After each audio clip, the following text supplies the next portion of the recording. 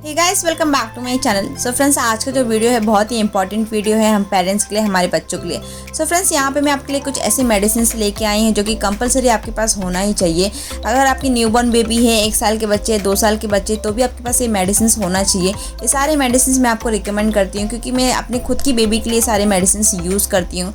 So guys, अगर आप travel कर रहे हैं, कहीं पे जा रहे हैं, तो भी आपके पास ये मेडिसिन होना चाहिए। अगर आपके पास एक पैक है तो आप एक और पैक ले लीजिए, इमरजेंसी में काम आता है। सो जो सारे मेडिसिन हैं मैं खुद अपने बेबी के लिए यूज़ करती हूँ। मेरी बेबी की जो डॉक्टर है उन्होंने ये सारे मतलब मेडिसिन लिखा हुआ है। तो जो सारे मेडिसिन मैं आपको बताऊँगी, ज़रूरी नहीं है कि वही आप ब्रांड यूज़ करें। आप अपने डॉक्टर के पास जाएँ और सारे प्रॉब्लम्स का सारे मेडिसिन अपने पास रखें। आपको ट्रैवलिंग में काम आएगा, आप कहीं जा रहे तो काम आएगा। क्या होता है, हम ट्रैवलिंग करते हैं, कभी कभी सफ़र में भी हमारे बच्चों की तबीयत ख़राब हो जाती है और जहाँ हम जा रहे हैं वहाँ पे डॉक्टर अवेलेबल है कि नहीं, और जो डॉक्टर का मतलब जो डॉक्टर से हमारे बच्चों को दवा सूट करता है वहाँ पे वो चीज़ मिलेगा कि नहीं। बहुत मौसम भी ख़राब हो जाता है, बच्चों को बहुत ज़्यादा प्रॉब्लम्स होने लगती है, खास करके न्यूबॉर्न बेबीज़ लेके 1 साल के बच्चों को तो बहुत ज़्यादा प्रॉब्लम होती है। सो गाइज़, ये सारे मेडिसिन आपको अपने साथ रखने हैं। यहाँ पर मैं कुछ आपको मेडिसिन बताऊँगी। तो चलिए तो स्टार्ट करते हैं। सबसे पहला मेडिसिन कौन सा है मैं आपको बताती हूँ। सो फ्रेंड्स, सबसे पहला जो मेडिसिन है वो है विटामिन डी। न्यूबॉर्न बेबी से लेके 1 साल बच्चे तक आपको विटामिन डी देना ही देना है, कंपलसरी है। सो यहाँ पे मैं यूज़ करती हूँ अपने बेबी के लिए विटानोवा D3, जो कि मेरे डॉक्टर ने रिकमेंड किया है यही देने के लिए। तो आप अपने डॉक्टर से पूछ लीजिएगा कि कौन सा विटामिन डी का देना है, तो वही चीज़ देखिए दीजिएगा। ज़रूरी नहीं कि आपको यही देना है, ठीक है। मैं बार बार कह रही हूँ, अपने डॉक्टर से पूछ के दीजिएगा।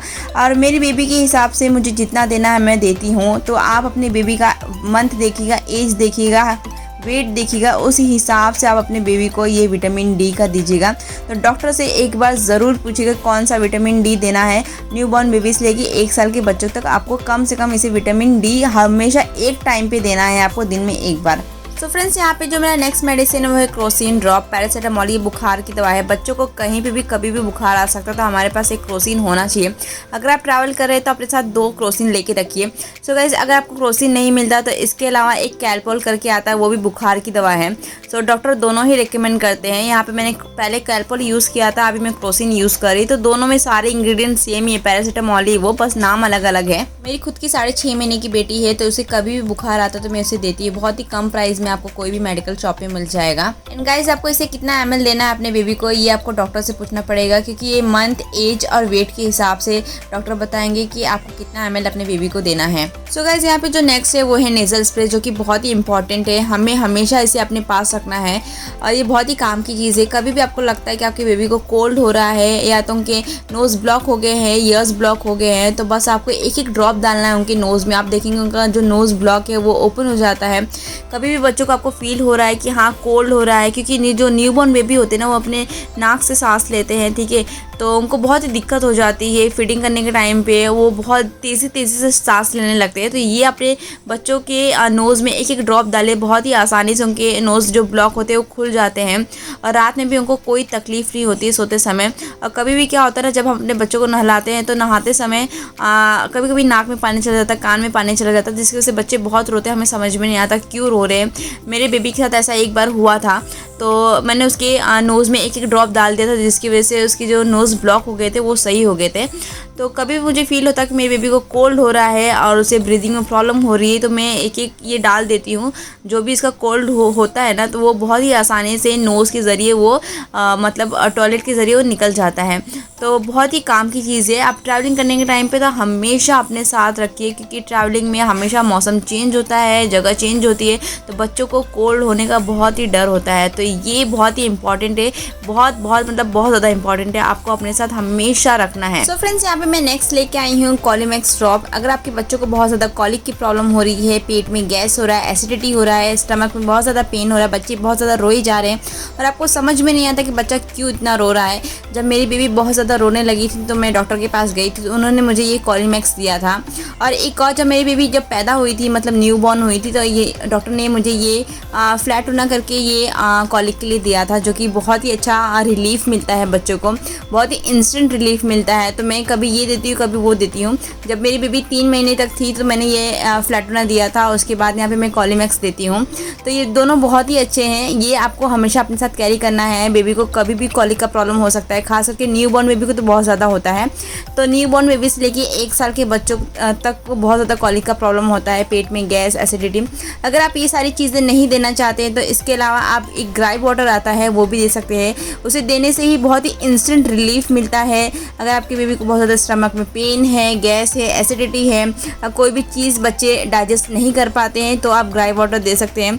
वो भी मैंने रखा है मेरी बेबी के लिए, वो भी मैं कभी कभी देती हूँ।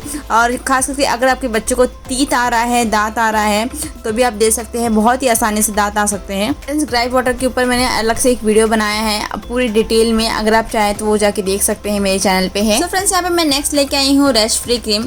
हम बहुत ज़्यादा ट्रैवल करते हैं, यहाँ वहाँ जाते हैं, जिसकी वजह से बच्चे हमेशा डायपर में रहते हैं, बहुत ज़्यादा चांसेस होते हैं रैश होने की।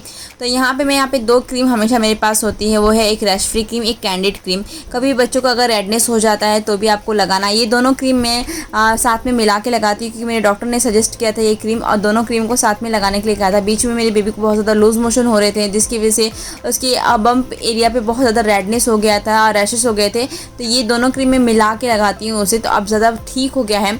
और मैं खास करके ये जो कैंडिड पाउडर क्रीम है ना, वो मैं डायपर में मतलब ऐसे डाल देती हूँ ढेर सारा, ताकि उसको महसूस ना हो गिलापन। और बहुत ही अच्छे से, अगर कोई प्रॉब्लम भी हो रहा है डायपर की वजह से तो वो नहीं होता है, बच्चे बहुत ही खुश रहते हैं। तो ये आप ज़रूर ट्राई कीजिएगा। कैंडिड पाउडर है ना, हमेशा डायपर में एक बार डाल के देखिएगा, बच्चों को इतना प्रॉब्लम नहीं होता है, कोई भी रैश की प्रॉब्लम नहीं होगी। सो गाइस, मोस्ट इंपॉर्टेंट, यहाँ पे आपके पास कोल्ड एंड कफ दोनों का सिरप होना चाहिए। तो यहाँ पे मेरे पास दोनों है कोल्ड एंड कफ का सिरप। तो आप अपने डॉक्टर से कोल्ड एंड कफ दोनों का सिरप ले लीजिए। कभी भी ट्रैवल कर रहे हैं तो आप अपने साथ ही कैरी कीजिएगा। मौसम चेंज होता है, जगह चेंज होती है, तो बच्चों को खास करके कोल्ड एंड कफ हो जाता है। तो आपको अपने पास ये कोल्ड एंड कफ का सिरप हमेशा रखना है। मैं हमेशा अपने घर पे एक्स्ट्रा लेके रखती हूँ। सो फ्रेंड्स, ऐसी बहुत सारी चीज़ें हैं जिसे हमें अपने साथ कैरी करना पड़ता है, जैसे कि एक्स्ट्रा डायपर, एक्स्ट्रा कपड़े। तो ये सारी चीज़ें हैं जो कि कॉमन है, हम कैरी कर सकते हैं। तो यहाँ पे मैंने आपको कुछ इंपॉर्टेंट मेडिसिन बताई हूँ जिसे आपको कंपलसरी अपने पास रखना है, आपको इमरजेंसी में कभी भी काम आ सकता है। तो ये सारी चीज़ें अगर आप ट्रैवलिंग कर रहे हैं तो आपको रखना ही है, नहीं ट्रैवलिंग करें तो भी आपको अपने साथ हमेशा रखना है अपने बेबी के लिए। खास करके न्यू बॉर्न बेबी से लेके बच्चे जब 1 साल के हो जाते हैं, 2 साल के हो जाते हैं, तब तक आपको ये सारी चीज़ें रखनी है। तो उसके बाद तो बहुत आसानी हो जाता है, लेकिन ये टाइम होता है ना, इस टाइम पे हमें बच्चों का बहुत ज़्यादा केयर करना पड़ता है। So guys, I hope so आपको ये मेरा वीडियो अच्छा लगा होगा। आपको ये सारे मेडिसिन ज़रूरी नहीं कि यही आप ले, इसके अलावा आप अपने डॉक्टर से पूछ के ले। लेकिन जो प्रॉब्लम्स मैंने आपको बताई वो प्रॉब्लम के लिए आपको अलग से मेडिसिन लेना पड़ेगा। तो कुछ चीज़ें हैं जो कि आप ले सकते हैं, जैसे कि क्रोसिन ले सकते हैं, सेम आप ये ग्राइप वाटर ले सकते हैं, कैंडिड पाउडर ले सकते हैं, ये सारी चीज़ें आप सेम ले सकते हैं। सो आई होप आपको वीडियो पसंद आया होगा। अगर आपको पसंद आया है तो लाइक करें, शेयर करें न्यू मॉम्स के साथ। Thank you for watching. मिलते हैं नेक्स्ट वीडियो में।